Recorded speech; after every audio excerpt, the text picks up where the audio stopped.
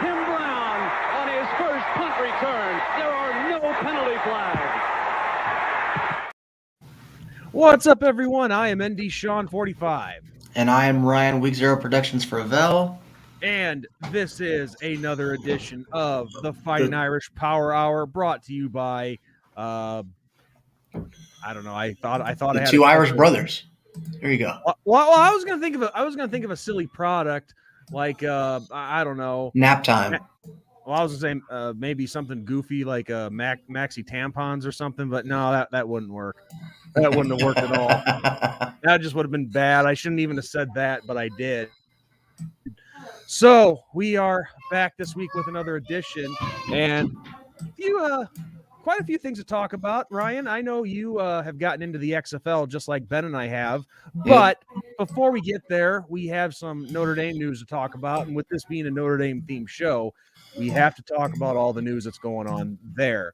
So first off, we covered Jared Parker in last week's show, and he now is officially the offensive coordinator for Notre Dame. And after hearing the press conference, I like what he had to say. I like his attitude, and I honestly don't think that he's necessarily a bad hire. I mean, obviously he has to show his work on the field, but attitude-wise, personality-wise, he seems to be a good fit.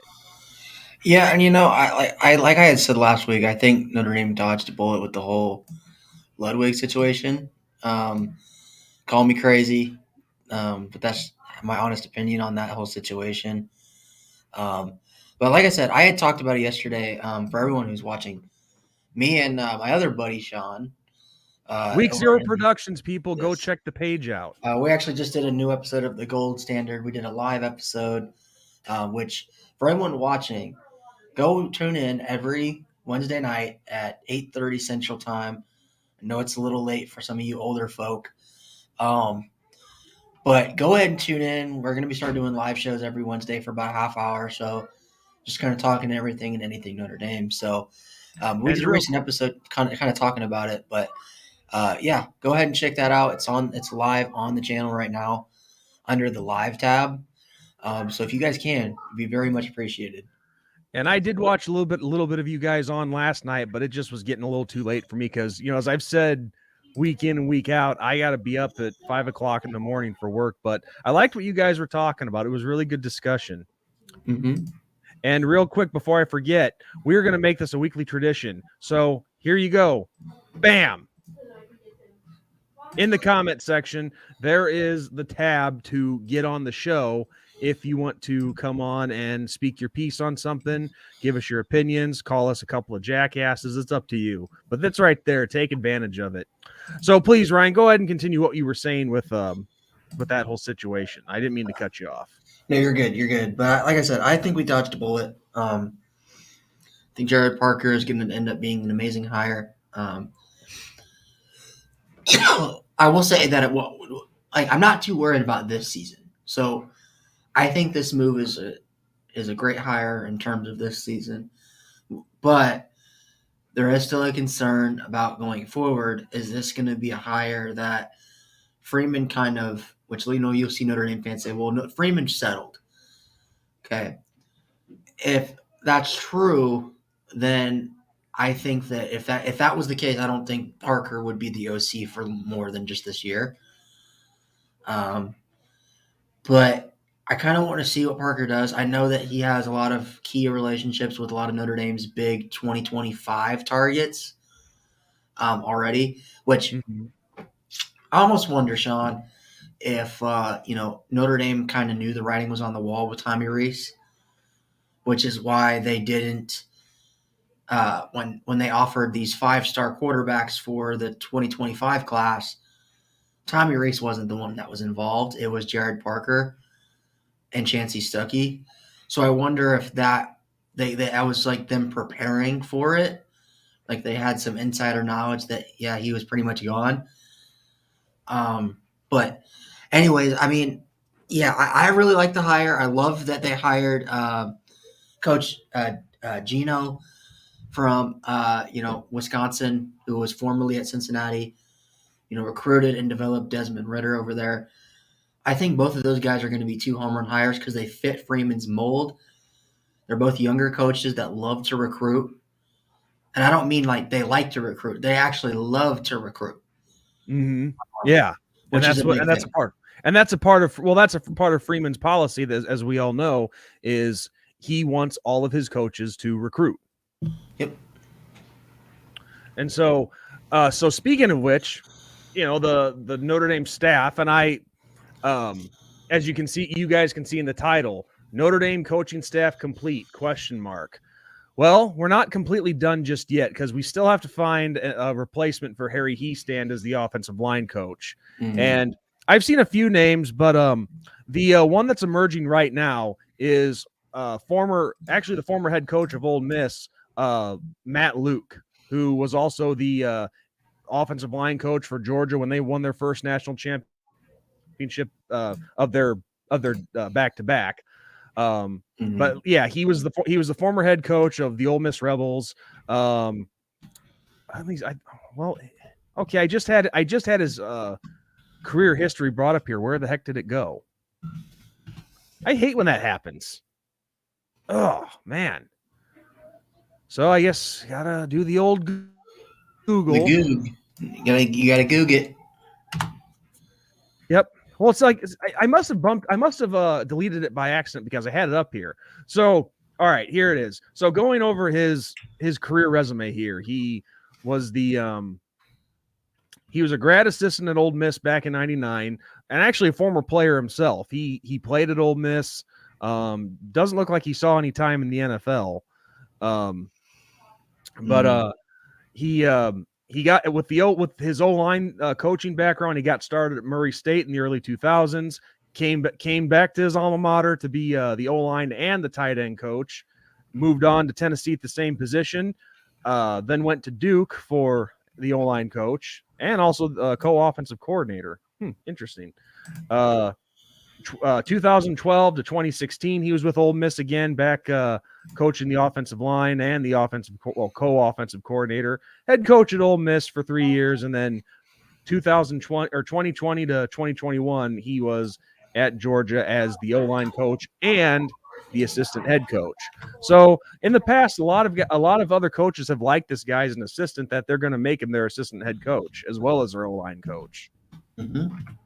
So it looks like he's become a top candidate for that job. In my opinion, he coached that Georgia offensive line, and that helped lead them to a national championship.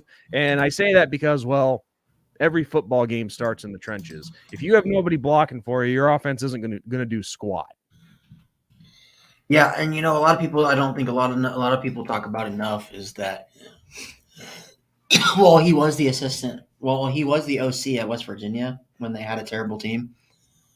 It wasn't because the offense was terrible, which was his job and responsibility. It was because the defense on that team was atrocious. Yeah. So if you want to look at, those West Virginia teams sucked.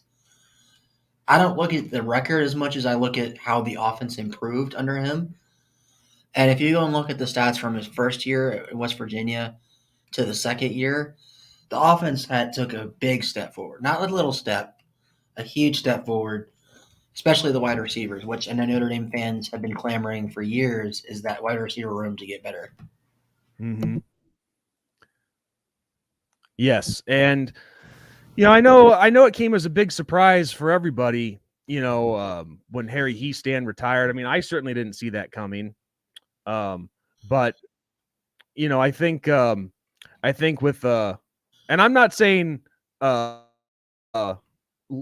Luke is officially been hired. He hasn't. We all know that. I'm just saying it sounds like he has emerged as the top candidate. Could very well be the next offensive coordinator or the offensive line coach. And I would like that because he has the proven track record that he can do well with developing guys on the line and blocking and blocking for running and passing, and it's paid off.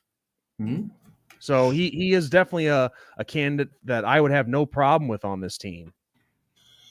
Yeah, and anytime you are part of a national championship winning team, you're obviously doing something right. So yeah, and I'm still trying to find Oh man, I wish I had not deleted it by mistake or clicked out of it. But where were the other candidates that I had seen mentioned?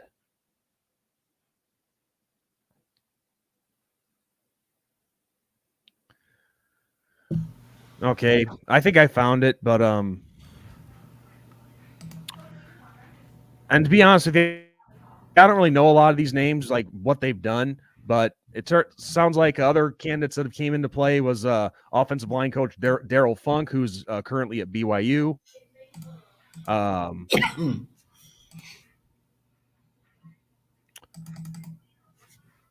Let's see. Sorry, I'm having to scroll down. There's a lot of spam on the page that I'm on. Let's see. Do I even have the right page? Yeah. Yep, I do. Yeah. So Daryl Funk, we got Ron Crook, who is at South Dakota currently. Joe Rudolph, who's the Virginia Tech offensive line coach and the run game coordinator. And then it looks like Scott Huff, who is with the Washington Huskies as the offensive line coach. Okay. So those are some of the names that are just being floated around. But so far, Matt Luke is the front runner, as it appears to be. So, I mean, and I don't have too much really because I think an O-line coach is kind of in the same position as what OC is. Notre Dame has what 2 or 3 guys that are starting on the offensive line that are projected first, second round NFL draft picks next year. Yeah. I know for certain that Blake Fisher and Joe Alt are both projected first round picks in 2024. So I don't even think you could have the worst O-line coach in college football, and that team would probably still be pretty dominant. So yeah, but you still have to have the right kind of coach to keep the guys gelled together, because we've seen what happens when things go wrong. Guys start arguing with one another. You need somebody who can lead that group and have that camaraderie and keep them together, even if things go wrong. And that's another big important thing about that is how will any of these candidates be able to, how will they gel with these guys? Being I mean, a lot of these guys are used to Harry Hiestand. I mean, he was a staple at Notre Dame. Mm-hmm. And it's quite, and I can tell you, it's quite an adjustment when you have a coach that you were used to. And I experienced this when back when I was in high school, which maybe isn't saying much, but we had a couple of coaches come and go, and it was quite a, I don't know if I'd say shock, but it was a surprise. And it took a little bit of time for for us to gel with him. Mm-hmm. And get used to his style of coaching, and because it was completely different from what we had before. So I mean, so chemistry's everything to getting that started with that kind of relationship between coach and players. Yeah, I think it's more for me. It's just we've seen coaches that have been in any sport that have been more made by the players than the coaches made the team. Yeah. I think it's more so for the OC because I think Sam Hartman. It's like if you have a top 5 quarterback in college football, and we've seen it in the past in college football that coaches, Jimbo Fisher, run into a really star-studded talent, and that star-studded talent makes up for some of those boneheaded coaching mistakes and can win you a national championship. We've seen that happen in college football. We've seen it happen in the NFL. We've seen it happen. I mean, the fact that Nick Foles won a Super Bowl, that or not Nick Foles, but like coaching can elevate players, and players can also elevate coaches. Andy Reid, for instance, didn't win a Super Bowl until he got Patrick Mahomes. Patrick Mahomes is already, and people are talking about in the GOAT discussion. Mm-hmm. So, I mean, let's not sit here. I mean, look at Bill Belichick. And that's another, like, Bill Belichick, people revere as the best coach of all time. Who's to say he would be as good as he is without Tom Brady? I mean, we've seen what happened when Tom Brady left. Patriots made the playoffs once, and it was a first round exit. So I don't know, man. It's a little bit of both, but I think I would prefer having talent over coaching. But it's a pretty solid debate.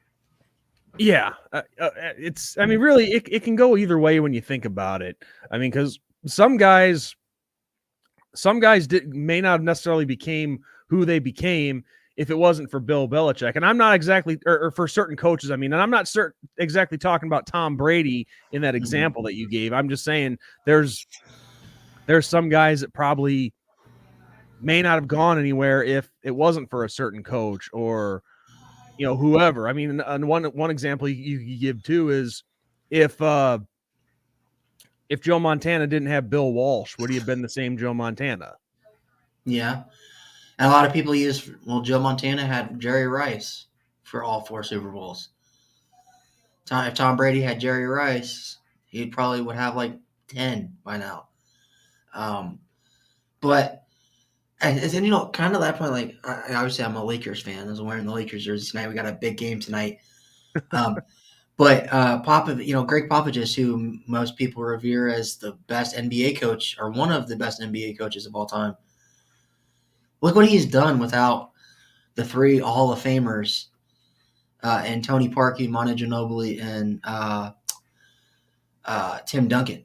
I mean, he's made the playoffs twice, and that was both teams. That was only because he had Kawhi Leonard, and they were like the 8 or the 7 seeds. So, I mean, it's really tough. Like, that's one of those things where it's like you see Nick Foles win a Super Bowl, and you're like, okay, that's coaching.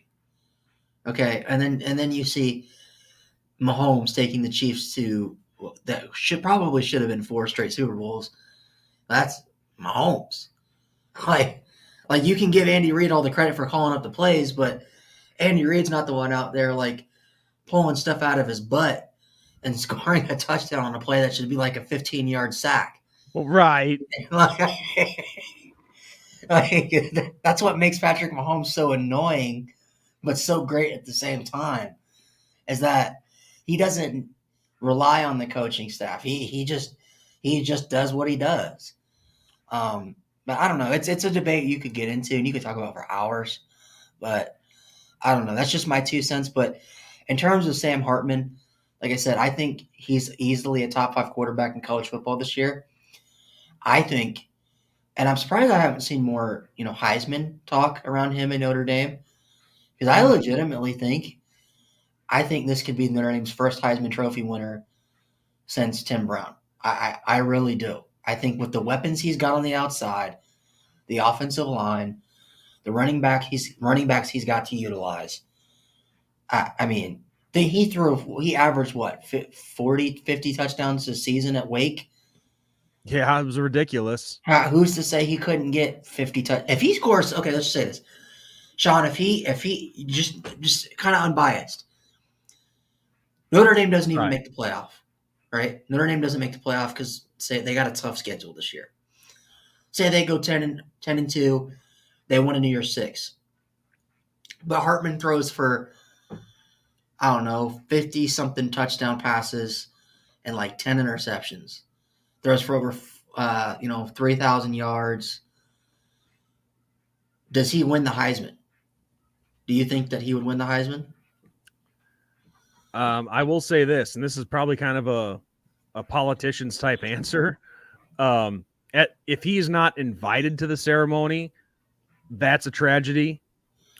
But I know a lot of the voters, they look at, okay, are you playing for a national title contending team? I mean, let's face it, that's a factor. What was it? Caleb Williams was the first Heisman Trophy winner to win that I believe the first Heisman Trophy winner, RG3, that since Lamar Jackson that didn't play in the playoff.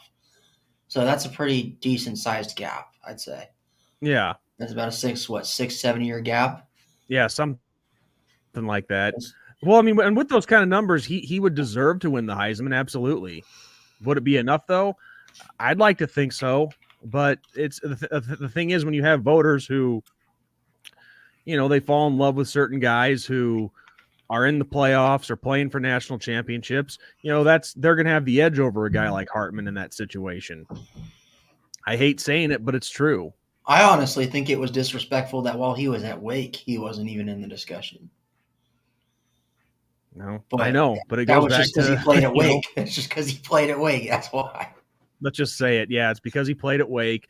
Wake Forest is not really a national championship contending team. They're lucky if they get into the NY6 equation, even though they came close. He got them to their first ACC title in school history, and it doesn't get any national respect. That's so I think it's just because in that particular situation, the ACC has, and I know we're kind of flip-flopping all around here from topic to topic, but the funny thing is the ACC has so many well-known programs in it. Mm-hmm. And it's just shocking that you wouldn't think a conference with that many well-known schools and programs would be struggling like they have been. I mean, look at Miami, for example. They've been in there for, when did they join the ACC? I think 20 years they've been in that conference? Something like that. About. How have they not won that conference yet? I mean, they were one of the biggest names in college football for decades before that. How have they not won the ACC? It's only been a handful of teams in that conference that have actually stood out. Clemson being the primary one. And it is really weird because you see, I mean, even Florida State, who was the premier program for most of the 90s, 80s, early 2000s. Mm-hmm. They've even kind of fallen off a cliff. They're starting to get back up into the national notoriety. Yeah. But I seen something. This year was the first year since 2015 that they finished in the AP Top 25, which that's crazy, is insane to think about. That's insane. I mean, and they have, the state of Florida is a huge hotbed for recruiting for college football. And do you think it's just because a lot of other teams like Notre Dame or Alabama or whoever are just poaching them out of the state? Well, they've been getting a lot of 5-star guys. It's just, I think it's kind of like you said, the coaching. I mean, and I think the fan base didn't help much because they're kind of, I almost think Florida State fans are worse, might be the worst fan base in college football because they wanted Norvell fired after his first year, after they had just fired Willie Taggart after his first year. And they're like Texas fans. If they don't have success, they expect you to win a national championship your first year. If you don't win a national championship, all right, you're fired. Have you seen what's been said in our fan base? I mean, we have a good fan base, but we have all the stupid people in our fan base seem to, come front and center. And I've seen just doozy of stupid things said by people in our fan base. So, hey man, I was called stupid for saying I had a couple buddies that were Florida State fans, and I said, "Hey, calm down on Norvell. I think he's the right guy. You got to give him time to get your guys in there because not only was he having to clean up the mess that Jimbo Fisher left, he had to quickly clean up the mess that 3 head coaches before him left, and kind of pick up the pieces. And guess what? He's in his third year. He got you guys back to the national spotlight. Like you guys went 8-4, 9-4, won a bowl game. I mean, it's not like those people back then were like, "Oh, we need him fired. He's a terrible coach." I remember, was it last year when they lost to Jacksonville State? Yeah, I remember that. And everybody was paying Notre Dame. How the hell did you almost lose to Florida State when they lost to Jacksonville State? Well, maybe that's because they had football. the talent. That's college football. It happens. Teams are going to have off days against lesser opponents, but yet somehow they find the strength to, play the top dogs tough or beat them. You know, that's what makes the game of college football great, is because there's so many unpredictable things that can happen. It's not scripted like the NFL. Do you seriously believe all that? No. I mean, I just think if that was the case, let's talk about that for a quick second. Do you know how much work it would take to script a season, let alone one football game? I mean, WWE does it, but I mean that's a little different. But you can't make that comparison. The WWE, that's the whole point of doing scripted shows. That was pretty good, though. It's considered professional wrestling, so. Well, that's why. I mean, yeah, back in the old days, they were very protective of that business, but no, the whole point has always been to script shows and script fights and matches and whatnot. The NFL, I mean, and what I said last, switch it around. It'd be hard enough to one game, let alone the whole season. So, hey man, I've been wanting to call the NBA scripted just because the Lakers. I mean, which is kind of stupid to think about it. Like, if the NBA is going to script something, you'd think they would want it to benefit their most profitable sports franchise, which is the Lakers. But weirdly enough, the Lakers have been cost like 6 or 7 games this year on late, like with like less than 10 seconds left in the game, on missed calls. And the refs came out and it said, hey, yeah, we missed those calls. Mm-hmm. One of them was on national TV on LeBron James. That, I don't know if you've seen that all over Twitter.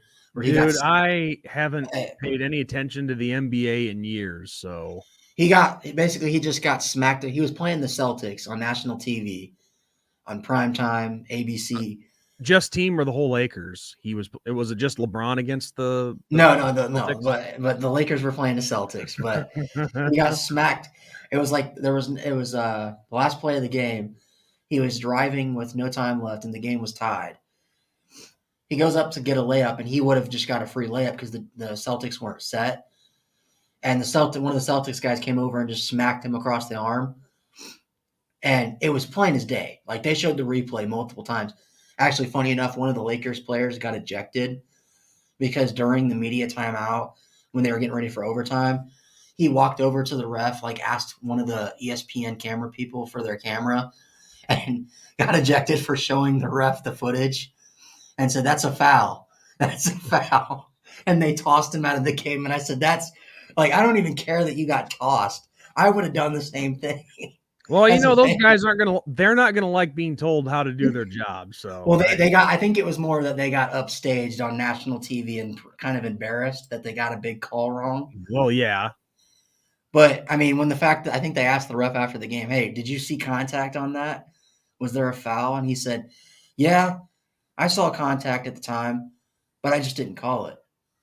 Oh, I did. That's your job. That's what you get paid for. So you're just admitting that player was right that showed him on the cell phone. Yeah. Okay, so he basically just said, I mean, I haven't seen this. I am a complete neutral here. I've stopped caring about the NBA years ago. But if he really said that, I saw contact, but I didn't call the foul, you're basically admitting that you're not doing your job. Yeah. Yeah, I saw that. I knew what I was supposed to do, but I didn't do it. He said at the time I just didn't blow the whistle, and looking back on it, it was a poor decision. What do you mean it was a poor decision? Okay, let's go small here. Let's go small. Let's say you're working at McDonald's. You know that special sauce goes on the Big Mac. Mm-hmm. But you don't put special sauce, and you get an unhappy customer. They're all angry. The restaurant has to give them a free meal and all that crap, which I don't know how many people would want it these days. But do you think there's going to be media? Do you think you can just say to your employer, "Yeah, I knew that special sauce went on the Big Mac, but I just didn't put it on"? They're going to fire you on the spot after calling you a dumbass. Oh, and that's that whole comment that referee made right there. Instantly, like it made Twitter blow up, and all of a sudden, people started talking on like ESPN, and should refs get fined for making bad calls or non-calls and missing game-changing, game-altering calls? Should these guys get fined? Because when players make mistakes, they get fined. Why should it be any different with the refs if they're costing teams games? Which the NBA actually came out and apologized to the Lakers, basically saying, "Hey, we acknowledge we screwed up. Technically there were 6 game-changing calls that would have given the Lakers 6 wins." The NBA office came out. It wasn't like I was nitpicking. The NBA office came out and officially said that. But that does nothing for anybody because you can't go back and say, okay, well, we're going to give the Lakers 6 wins in their win column. You can't do that. The games have already finished. So do you agree with that? Do you think refs, and even in the NFL, they were talking about that too? I like this idea better. I like this idea better because, it's from a comedy show, but I think it'll work. You strip you take the, instead of suspending the ref or fining him, you take the ref, you strip him down to his underwear, you give him about 5 Slim Jims, and you have him run through the tiger cage at the zoo. And if he makes it, he gets to keep his job. Yeah, I like that idea. Because those tigers, they tigers like meat. He has five or 6 Slim Jims. If he makes it through the tiger cage, he gets to keep his job. If the tiger catches him, well then, that's one less problem you have on your hands. But seriously, I mean, Sean, you've seen the Super Bowl, you saw the play, that was quote unquote holding. It was a weak ass call. Do you? Because we've seen it a lot, especially this year in the NFL and a lot of other sports leagues. I've even seen. I'm not a big NHL fan, but I've heard a lot of people like NHL fans complaining about the refs as well. Do you think, like, what would you do to, help benefit the officiating? If there is a bad call, would you start? If it was a game-changing call in the final minute of a game, do you start giving wins back to teams? Do you do something to make it up to the team that got screwed over? I just think that you can't just do a 2-minute report and be like, hey, yeah, we messed up, but there's nothing we can do. Here's the thing. We were talking about all this kind of stuff at work the day after the Super Bowl. Mm-hmm. And of course, we were talking more about the news with Patrick Mahomes and that he might have had PEDs in his system. Ooh. Did you hear about that? No, I did not. Well, apparently Patrick Mahomes was being investigated for having PEDs or something that he shouldn't have had in his system. Was it for the pain of his ankle, I'm assuming? Yeah. No. I mean, I don't know if I necessarily believe it. I just heard that it was being reported on. I don't, but, and we were also talking about the refs too. And we were talking about the same kind of thing that we are right now. It was also mentioned that in this conversation that they should just give the, if it comes out true with Patrick Mahomes, that they should just give the Lombardi trophy to the Eagles. And I'm like, no, you can't just take a championship trophy. And same applies in a blown call or in this case, I think it was a weak call that should not have been called. Mm-hmm. You can't just give a championship trophy to the losing team because it came out that the refs admitted they made a mistake or this happened with Patrick Mahomes or whatever. You can't just give a championship trophy to the losing team. What do you think about maybe draft compensation? At least in professional sports? I didn't think about that, but draft compensation could be good. Maybe increasing that particular team's salary cap. Yeah, above what the limit is. Sorry, go ahead. Go ahead, man. I was just gonna say, if you can't just give championship trophies over to the other team and declare them the winner when they did not win the game. I mean, if you're gonna do that, you might as well just replay the game. That was it. What do you think about? Because that's one thing I like about the XFL, and we've heard it in college football, NBA, NFL. the announcers. How many times have you heard it, Sean, where announcers be like, well, if we have instant replay, what is the point of having instant replay if you don't get every single call right? Or you can't challenge specific calls? That's why when I looked at like what the XFL is doing, where you can challenge, you get one challenge, you can challenge anything, penalties, missed calls, bad calls.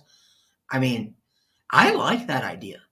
I do too. I really do. And especially, I think that if you added it to where if you challenge and you get it right, then I think you should get another one. Like it should just, should keep it. I know people are like, well, that would slow the game down a lot. But to me personally, I don't care how long the game takes. I just want the game to be played clean, and I want the calls to be right. If you have the ability to get a call right, I think it's stupid. Like, oh, well, there was an offsides on this play that gave a team an automatic first down that basically won them the game. It wasn't offsides. Oh, well, you can't challenge an offsides call. That's so stupid. Like the whole point of that, I think that rule was just made because refs wanted to protect themselves from throwing like flags that were non-existent. Yeah. But I always thought that whole premise was stupid because I'm like, you have instant replay. And if you really care about getting the calls on the field right, then what the hell are you wasting millions of dollars in technology to not do it? I mean, what are your thoughts on that? Well, you're wasting the technology, but the fact, I'll just say this, the fact that in the XFL you have at least one challenge where you can challenge anything, play, penalty, whatever, that's a step in the right direction. Mm-hmm. But at the same time, I think there does have to be a limit on it too, because you made a great point with what you just said, and you don't want to slow the game down too much. We need to keep things going, and I do agree with that. But at the same time, there needs to be a limit too, because you can't have it getting out of control where each team you can challenge everything. Yeah. I mean, there's got to be a limit to it, because you can't have there'd be like a half hour spent with all these challenges on anything and everything, all things. What's the term I'm thinking of? Some things and all things, whatever term you want to use. You can't have coaches challenging every single thing. Yeah. So there'd have to be a limit on it. I mean, even if like I always think about it from this perspective. Think about Notre Dame had that rule against Stanford on that fumble. That should have been a fumble. Like if Notre Dame could have just said, "Hey, I want to challenge that." Like they could have. They could have challenged the ruling on the field. And I also like the fact that the XFL has like Mike Pereira, or the guys that you see on like the NFL or college broadcast who have been refs for a long time. Like anytime the ref that calls the Notre Dame games, at least on NBC, I agree with him 9 out of 10 times. The 1% is probably when it hurts Notre Dame, and I'm like, screw you. That's not PI. Well, what are you talking about? You still had a pretty successful. You still had a pretty nice success rate there. 9 out of 10 is pretty damn good. Hey man, but if Ben Morrison tackled a wide receiver out of his step, no, that didn't happen. I didn't see that. Oh Lord! The guy fell down, man. He just fell. Yeah, and I had a snappy comeback there, but I lost it.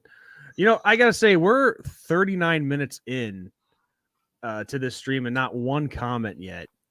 I don't always expect us, man. Oh, there we go. One pops up as soon as I say that. That's funny.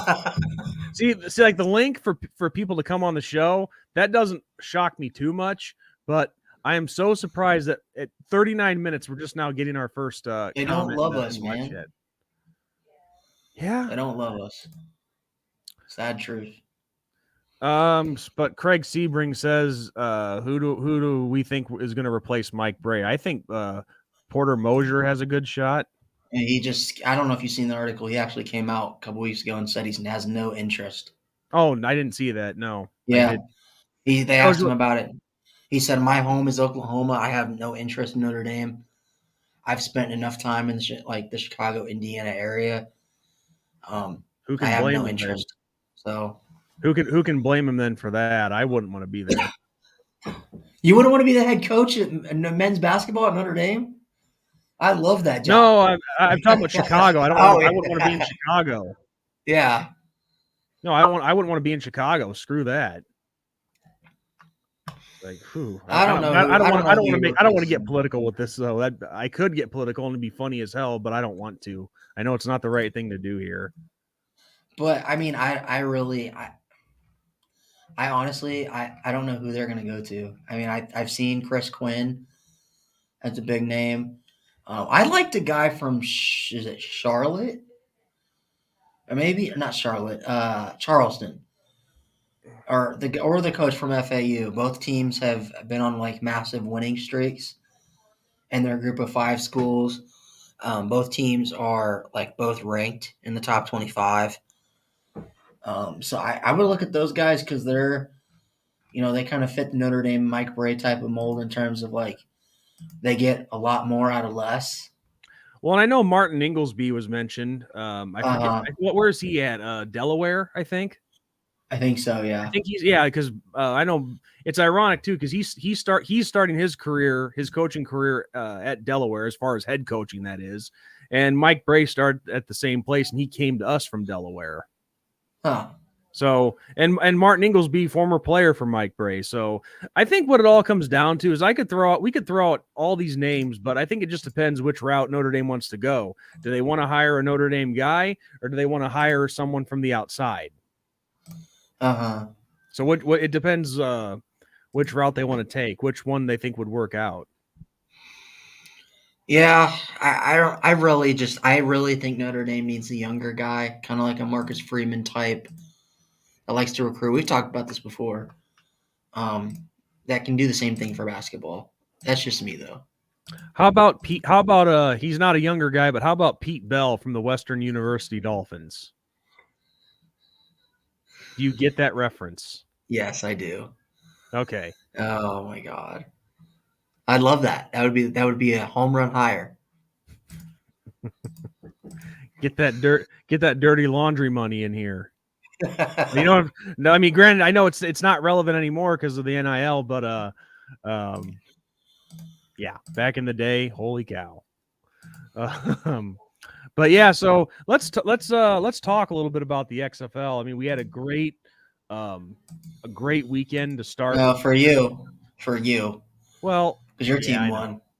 Yeah, so everybody knows it. Ben and I both are Battlehawk fans, St. Louis Battlehawks, and you said you were a fan of who? The Vegas Vipers. The Vegas Vipers. And yeah, that was they had a tough loss against the all right. It's Dallas Renegades, I believe. Well, no. That's what I was going to get at. I knew it was the Renegades, but what I'd like to know is why the hell did they drop Dallas and go with Arlington? I have no idea. I don't like Arlington. Yeah, hi. Let's go to the major city of Arlington. Although, can I say one thing really quick, and that's the fact that you can't. Yes, I can. No, you can't. Anyway, this is my show, Sean. Ooh. But no, man, like, shout out to the DC Defenders. Like, we play them this week, but their fans. Oh, I don't know if you watched Lemongate. Oh, I watched it. The beers. Well, I said this to Ben on our recent episode that we filmed. I said, you know what? Back in the early 2000s, the Cleveland Browns had Bottlegate. The DC Defenders have Lemongate. Exactly. But the old saying, you're forgetting about Tennessee with Golf Ball Gate. Oh yeah, that's right. When they were actually that was anything you had to throw gate. Well, and they had Heinz ketchup and mustard gate. Yeah, everything but the kitchen sink gate. I remember that. I believe even somebody threw their shoes. How drunk or stupid do you have to be to do that? Just hopefully nobody had their infant child in there. They probably would have thrown the baby. We'll have to get Big Ball Daddy's input on that whole situation to understand what What's in the alcohol in the Smoky Mountains, man? Oh, he made it. Of course, he talked about that on his show after that happened, and he thought it was ridiculous. Actually, I may be mistaken, but I think he made a video live when it was going on, but I could be wrong about that. Oh my God, that was ketchup and mustard, shoes, an infant baby. Somebody threw a hot dog. I mean, man, I wouldn't be throwing those hot dogs. Those hot dogs at college football games are like $15. You better calm down, throwing the hot dogs. I'm not sold on stadium food. I'm not. I'd rather I am. Depends where I am. I'd rather buy. Well, with Notre Dame, I'd rather buy a steak sandwich from the kids that are selling it in the main spot there, which are usually It's usually money for charity or something like that. That's where it goes, and you get a steak sandwich out of the deal. So, yeah, but just most places, the stadium food, it's just your typical overpriced hot dog and pretzel, and the only thing I buy at the concession stands are drinks. That's it. At least with the drinks, you get a cool collector cup. Getting back to that, all because they took away the fans' beer snake. It's like, why? If it's not affecting the game, why would you take it away? Which people were freaking mad about. They started calling the XFL the No Fun League because they took away the beer snake. Which actually they ripped that off from Vince McMahon because when he started the first edition of the XFL back in 99, 2000, he referred to the NFL as the No Fun League. So they ripped off a line from him. Like that was his whole advertisement back then. The NFL sucks. It's too many penalties. We're going to be better. Blah blah blah blah. And we know how the first edition turned out. But yeah, I don't know.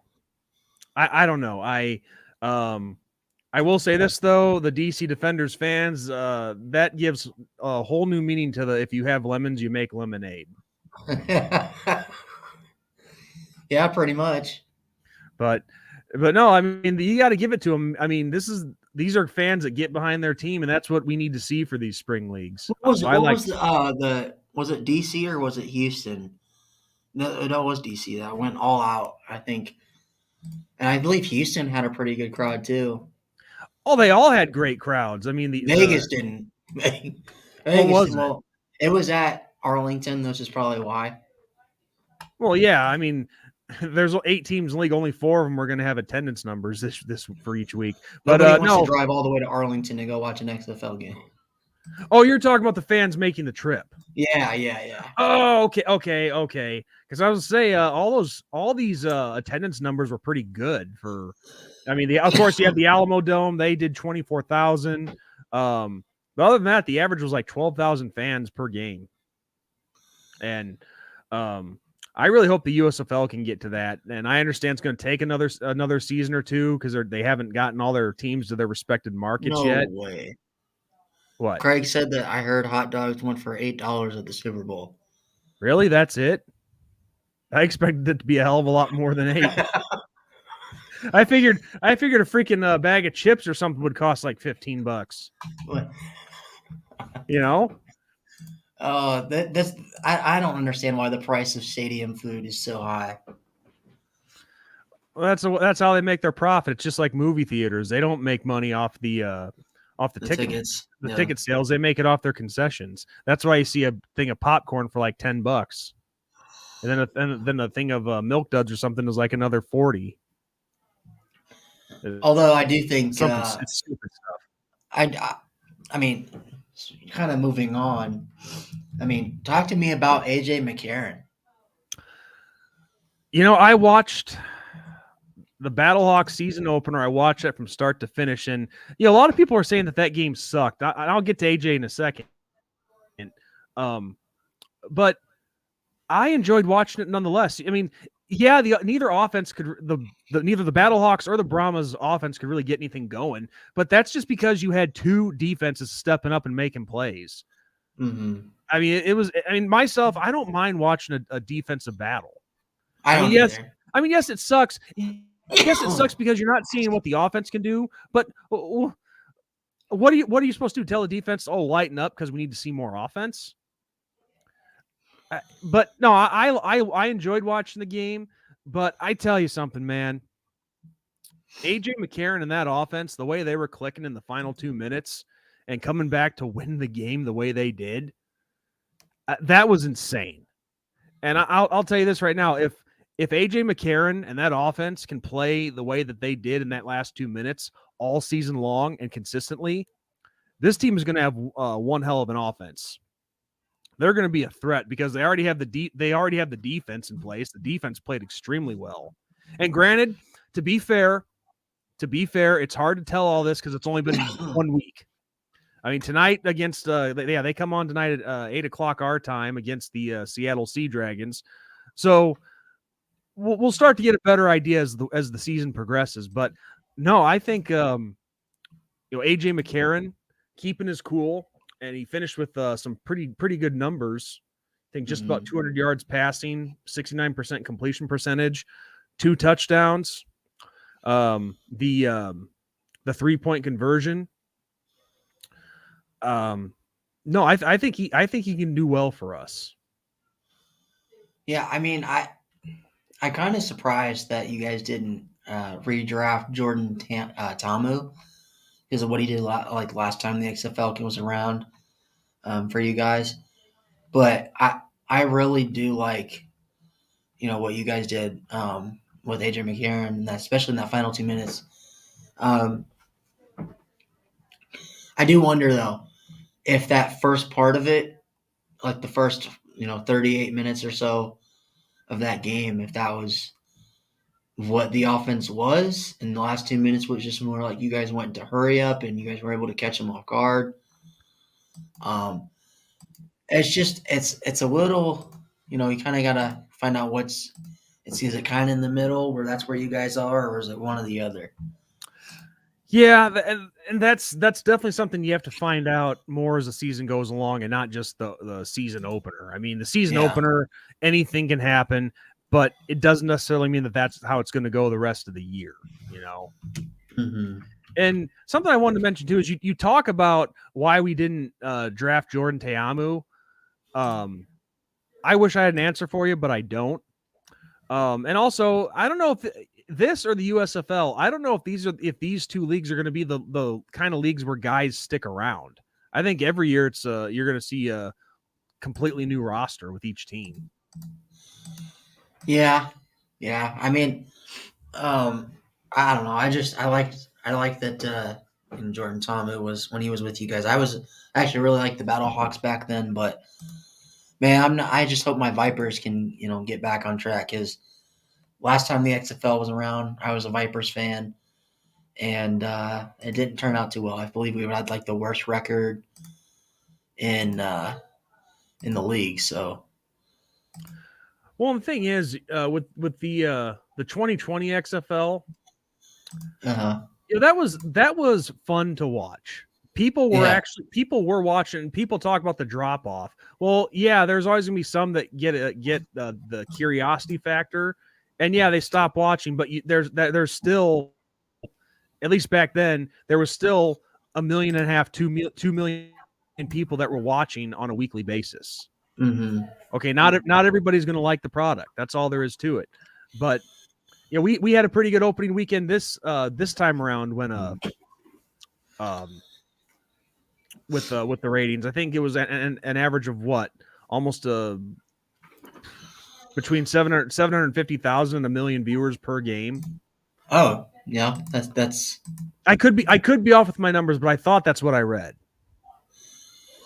But what I was going to say too about the 2020 XFL, it's not like that league was a failure. It was just COVID that stopped it. But COVID stopped everything pretty much. Yeah, pretty much. I mean, it was kind of a weird situation when they finished, like they canceled it right in the middle of the season, I believe, right? 5 games in. Yeah, they were planning on playing through it, I believe, originally. What's your thought on that? They were going to play through it? No, the comment on the screen. Louis. He was horrible in the second half. First half, he's XFL MVP. Second half, not so much. Kind of opposite of what AJ McCarron was. Yeah, AJ McCarron, he got off to a very slow and a very inconsistent start, but he finished strong, and sometimes that's all it takes to win a game. But yeah, you want to see some consistency, especially from your quarterback. Let me ask you this, Sean. I mean, we got the USFL coming up in a month or so. Do you have a team yet in mind? Oh, I had a team last year. Who was it? Did you watch the USFL at all last year? I just want to ask that. I was a Tampa Bay Bandits fan. Okay, I was Houston Gamblers. And my so we reason both missed the playoffs. Yes. My reason for picking the Houston Gamblers is because when the original USFL started back in 1983, Jim Kelly of the Buffalo Bills was always one of my favorite quarterbacks. When he was drafted in 1983 by the Buffalo Bills, and I don't know if you know this or not, but he did not want to play there. Yeah, I did. Yeah, he did not want to play for Buffalo. So the USFL, that version, they were actually trying to compete with the NFL and go head to head, and which obviously it turned out to be a mistake. The league only lasted like 3 years. But they told Jim Kelly, like, hey, pick who you want to play for. We need to get top quarterbacks into this league. We need stars. And so he picked the Houston Gamblers were an original team. So he picked to play for the Gamblers. And so I'm like, an NFL Hall of Fame quarterback had picked the original USFL over playing in the NFL. I got to pick the Gamblers, man. I got to pick the Gamblers. That was Jim Kelly's USFL team. So meanwhile, I picked the Bandits because Jordan Ta'amu was their quarterback they drafted, and I remember they had like the best odds to win it. And I was like, I like their jersey. I love their jerseys too. And then I was kind of really sad when they said, "Oh, we're stepping away from for this season." And then they introduced the Memphis Showboats, which basically are taking the place of the Bandits. So all the players that were on that team are now with the Showboats. Well, you know what? People talk about the USFL, and the main thing that people are complaining about with the USFL is that of what I mentioned earlier about teams they're playing in hubs. So last year they were all in Birmingham, Alabama, and now they're in 4 hub cities this year, and 3 of those teams are actually in their respected markets now. Which those teams are, even though they were the Bandits last year, the Tampa Bay Bandits, the Memphis Showboats, they're playing in Memphis because Memphis, Tennessee is a hub city. The Michigan Panthers, I forget, along with who are they playing with? But they're Detroit, Michigan is now a hub city, so Michigan's in their market. Birmingham is still, I'm sure. Yeah, Birmingham staying there. So you got champs. Yep, the defending champs. So yeah, that's three teams that are in their market. So we got 5 to go. And but whoever allowed the Stallions to draft Malik Cunningham, like, who might be that might have been the best quarterback in the USFL draft. What the hell were the other teams thinking? I mean, that dude was a pretty good college quarterback. He's kind of like a Lamar Jackson, but like not as good. I don't know, man. I think the Stallions, they're gonna be so hard to beat next year or this season. Yeah. Well, I mean, when you're the host city for all 8 teams, I mean, yeah, you're gonna have the best advantage. But the funny thing is, Ben, he initially went with the Birmingham Stallions. I think he still is a Stallions fan, but he told me once, he's like, Sean, I'm kind of torn between teams now. It's like I almost want to root for the Maulers just because they have the Penguins color scheme now, black and gold. Which is weird that they changed that. I'm kind of glad they did. Yeah, no, it's definitely a better color scheme than what they had before. Oh God, that disgusting orange and purple. Yeah. Ugh. Now, Craig says his team is the Philadelphia Stars. Yeah, I will say, I I like those uniforms. A lot And of I will people say made this, fun of them. A lot of people said they looked like Ronald McDonald threw up all over a football uniform, and that's what happened. man, I can think of a lot more uglier uniforms than that. But I don't know. But I will say this though: the Philadelphia Stars and the Birmingham Stallions and that USFL championship That was one of the in best Canton. games I've ever seen. Yeah. Oh, I enjoyed watching it, and I just can't believe people are shitting all over this league. Yeah, And not, it's I got mean, good football. Good the football. support for it is a lot. Don't get me wrong. There's a lot of people who back this league, but the ones who crap all over it, why? Well, because you're not seeing teams that can compete against NFL teams. Well, that's not what this league is set up to do. This USFL, this second time around here, they're not trying to compete with the NFL. They're trying to be kind of like a minor league type. Yeah. I mean, Yeah. it's still Which professional football, I but don't it's care just, because you know what? That means there's less months without football. That's oh, why I don't care. we have year-round football now. Exactly. We have year-round football. Now, the XFL and the USFL, they will overlap, I think, by 2 weeks. Yeah, they will. Which that's the only unfortunate thing, but no big deal. I just hope it doesn't screw with I just hope it doesn't screw up or screw too much with each league's TV ratings and stuff. But no, I would definitely like to see I mean, look, the XFL has the backing of The Rock and not just The Rock and his wife as the owners. I forget what their third partner's name is, but the XFL has the backing of the NFL. So the XFL has pretty much become a minor league to the NFL. USFL, no, they don't really have those connections with anybody like that. But I mean, of course, they've had players go into the NFL. But yeah, I mean, regardless, I want to see both these leagues stay around a long time. Yeah, it's fun. It is fun to watch, despite what some people say. And I get that people are upset with the USFL doing the hub city thing, but I think it's actually kind of smart. You already have your funding is already secure, which I don't know if you remember the Alliance of American Football. Yes, the AAF. They ran out of money. They went bankrupt in the middle of the season. So, but the USFL, they already have their funding through Fox, if I'm not mistaken. Mm-hmm. So they have their funding set. They can essentially do whatever they want. And I think it's smart what they're doing is they're trying to build interest. They're trying to build a fan base. And then they said this from day one too, which I don't see why so many of the haters don't get about that. They made their plans clear. And the plan was by year 3 to have all the teams in their respective markets. But until then, they were going to play in hubs. Yep. And also the 4th hub was Canton, Ohio, which I know you could say it'd be a good home for like the Stars, for example, because I know it's Canton's not really too far away from that area. Mm-hmm. But you still got to get teams to their cities, and I know they're working on that. I think a part of it too is giving yourself time to make deals with whatever stadiums you're going to put these teams in. Mm-hmm. See what the like I said at the start here of this discussion, see what the interest is like, see how the fans react to it, and yeah. So the bottom line is I like what the USFL is doing. They already have their funding, so why not try a bunch of different things here?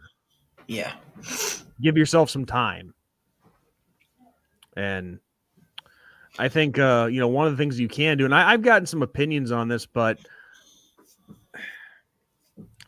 I think the wisest thing to do is to put these teams in either professional soccer stadiums or college campuses. Mm-hmm. That'd be the best bet.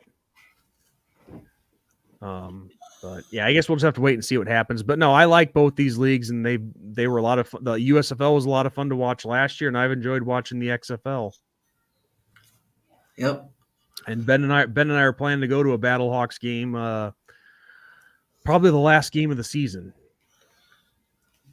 Yeah, so. Hopefully I'll be rooting for the Battlehawks as long as you guys aren't playing the Vipers. There you go. Sorry, we're not rooting for any of our rivals. The only time we're going to cheer for a rival is if it's making the playoffs type of scenario. But yeah, dude. Surprising week, only one person being Yep. Craig that was commenting. Usually we have our regulars, but I guess they had other things to do. So is there anything else you want to talk about? No, I think that's pretty much it.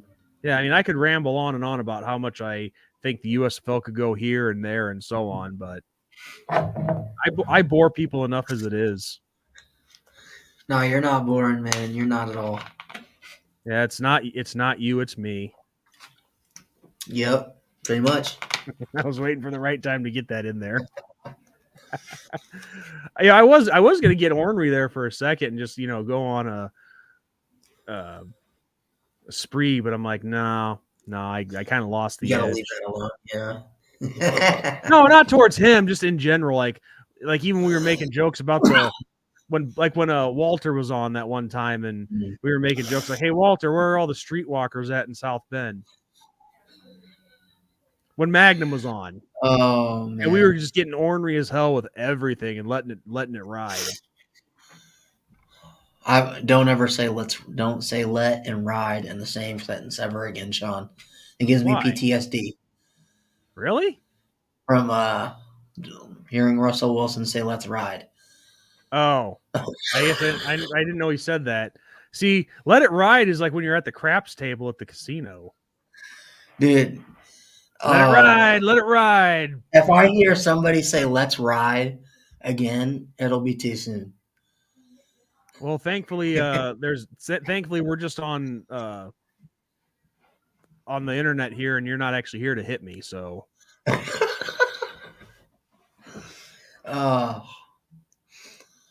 but yeah, shout out Ben if you're watching. Shout out to you, my man. I don't know.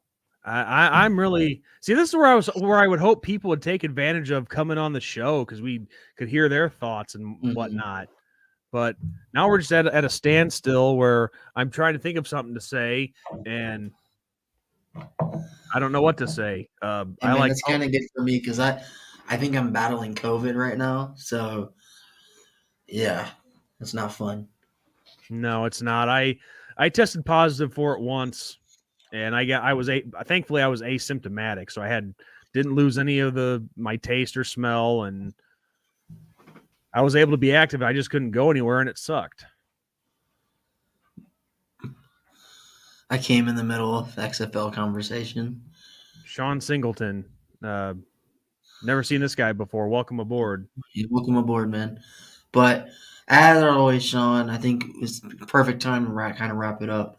But like I like ponies. I like ponies. I said I thought of something to say. I like ponies. I don't freaking know. But anyway, go ahead, guys. Like I said, we just did a recent episode of The Gold Standard over at Week Zero Productions.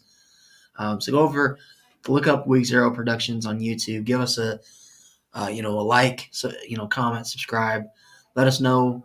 We'll be doing another show tomorrow night. All the Week Zero podcast guys should be back. I just finished all my moving and stuff.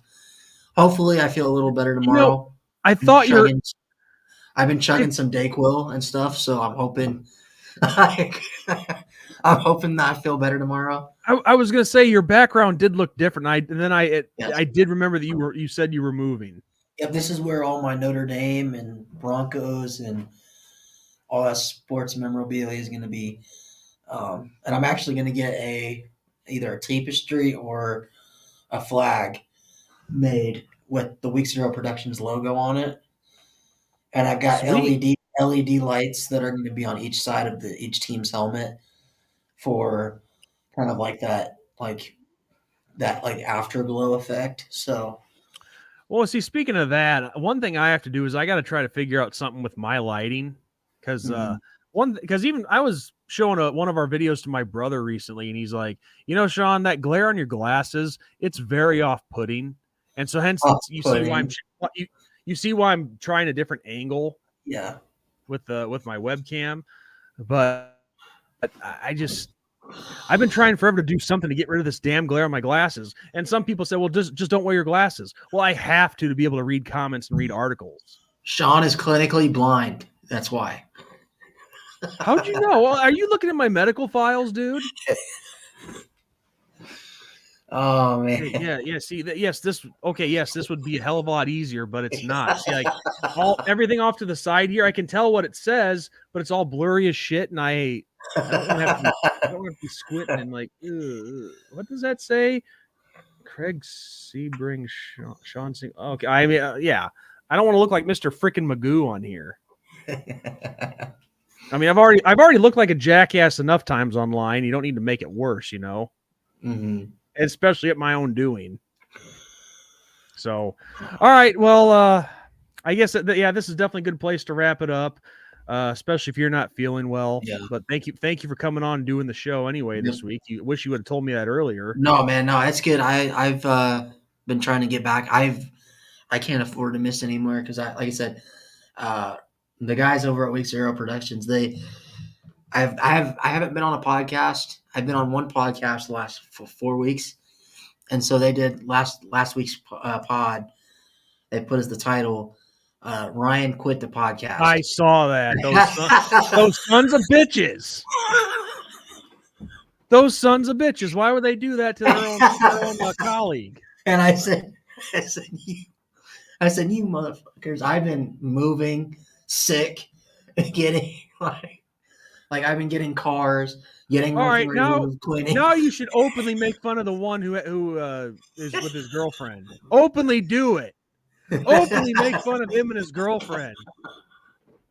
They're gonna make fun of you for trying to move your family to a better place. And no, Ryan, you stop and do it. You stop. And watch. I'm gonna say I have COVID, and they're gonna be like, "Nah, man, who cares? Who cares?" They're gonna say, "Who cares?" That's what they're gonna say. See, now this is me getting ornery. Now I'm gonna start getting shooting from the hip here. Now we're gonna go for another hour. Not really, but but yeah, I'd be like, yeah, that's what they'd say. Who cares? You had COVID. Get your ass on here. Yeah. So if anything that you know about any of those guys that they wouldn't want exposed on the air, expose it. Like, it's not you, it's me. When he just really couldn't say, okay, you know what? I thought the girl was ugly, so I just wanted to get rid of her as easily as I could. Let's just say it. I mean, let's just freaking say it. Let's Howard Stern the shit right now. You said you used that whole line, and I have nothing against him. I have nothing against the guy. What was his name? Connor, yeah. I'm nothing against Connor. I talking with him that one time when I was on. Great dude. But I'm gonna ride all the way with this. Yes, sorry for that. But I'm gonna ride all the way. He says to a girl, "It's not you, it's me." When easily he could have just said, "All right, I'm breaking up with you. It's not me. You're ugly as shit. It's you. I'm getting the hell out of here." Just thankfully I didn't get you knocked up. So yeah, shit like that they wouldn't want said, even if it's it was her and not him. Expose the shit out of it. If they have no compassion for you that you got hit with a case of COVID, then you expose those sons of bitches like no other. Dude, I'm not even joking. Just for me to like function, I've got to literally chug like half a bottle of freaking Dayquil. I've had those days. And that was pre-COVID. Oh, I mean, Jesus, I was pouring. There was one day I was. Before COVID, like 4 or 5 years ago. There was one day I was so sick. I was pouring Dayquil like they were freaking shots. I was pouring like they were shots at the bar, and I'm waiting for the bartender to come light it on fire or something. Oh, it's like you'll get the flare. You'll get that flare going. All right, here's your shot of Dayquil. Fire down the hatch. Oh, I did take a shot like that one time. Oh, it was my 21st birthday. It was the Statue of Liberty shot, and I was pretty messed up at this point, so I don't remember what the alcohol was. I don't really remember much of anything at that point. But what they do is they pour you a shot of whatever. They put a little bit of alcohol on the tip of your finger here. They light it on fire. You hold it up so that way it looks like the Statue of Liberty, and then you're holding the shot glass in your other hand. So yeah, you're looking just like the Statue of Liberty. You dip your finger in the alcohol, then you chug it down. They call it the Statue of Liberty shot. But yeah, so I better stop. I better stop so you can go get some rest. No, And you're plus, good, man. plus the game comes on in like 45 minutes. So, No. but All right. everybody who showed up, who did watch, who didn't make their presence known in the comment section, thank you guys for watching as you usually do. It's Nah, always man, Sean, they're appreciated. fake fans. No, I'm joking. Appreciate everybody. Sean Singleton, I've never seen him before. He could be. Craig is not a he. I know he's not a fake fan. Damn it! Just when I think I have something clever to say, I lose it. I'm slipping in my old age at 37. Damn. So, I'm just for real, dude. I'm just so used to Everybody. nobody else commenting. Like you usually Walter's here. Walter's here. Golden Playbook's here. I haven't seen Golden 216 Playbook in a long time, man. I hope he's okay. I'm sure he's fine. You know, we all have lives off of the internet. Well, some of us. Do we though, Sean? Do we really? Is this like a Twilight Zone question or? Does any of it matter? No. Well, I guess it depends. I guess it depends on what your idea of a life is. See now, our lives are completely different. You're able to have all your fun on here, do your shows and whatnot, but you're married with a child. I'm not. I'm a single guy, no kids, and I'm up at work every day at 5 a.m. or for work every day at 5 a.m. Put in my 8 hours, and then when I come home, it's like, okay, I got to figure out what the hell do I do with my evening? And I don't know. Oh, hey, Fred Benson, we finally got the trio. The trio's complete of Craig Sebring, Sean Singleton, and Fred Benson. So are you guys like a power trio band or what? Who's playing the drums? No, Fred Benson, I have seen him plenty of times throughout the last few years. So he's a loyal viewer. But well, if he's loyal, we could use him over at Week Zero Productions. Yeah, we need loyal viewers. Make sure and do that, Fred. Go over to Week Zero Productions. That's Ryan's site where him and his colleagues. Channel, yeah. Yeah, that's where him and his colleagues talk about different things. Go give them some love. But yeah, I'm running out of jokes. I'm running out of smart ass remarks. Dude, I'm running. I think that Dayquil is starting to wear off, man. I'm getting. Take a shot on camera. Take a shot on camera, and we'll be like, with the Dayquil, chug it, chug it, chug it. Well, all right, man. All right, man. Well, this is what we're seriously going to call it. Thank you, everyone, for showing up and watching. It's a lot of fun. Doesn't matter if there's 4 people watching or a million people watching. Mm-hmm. It's always a great time. And so, on that note, I'm ND Sean 45. And I am Ryan, Week Zero Productions for Vel with COVID. You're not going to die on me, are you? Because we got next week yet. And if you die, who am I going to replace you with? I mean, Ben's working right now. He can't be on. That's why I have you here. Well, you know what? Then again, I guess if you did die, our buddy Magnum, he could be a good. Yeah, villain. He'd be a good replacement. I would give him my blessing. But it depends what kind of dead we're talking about here. Just actually dead in the ground, or dead tired. So, all right, guys. Thanks for coming and watching, everyone, and we'll see you guys next week. God bless. God bless and go Irish. Yep, go Irish, go Battlehawks. Vipers suck. No.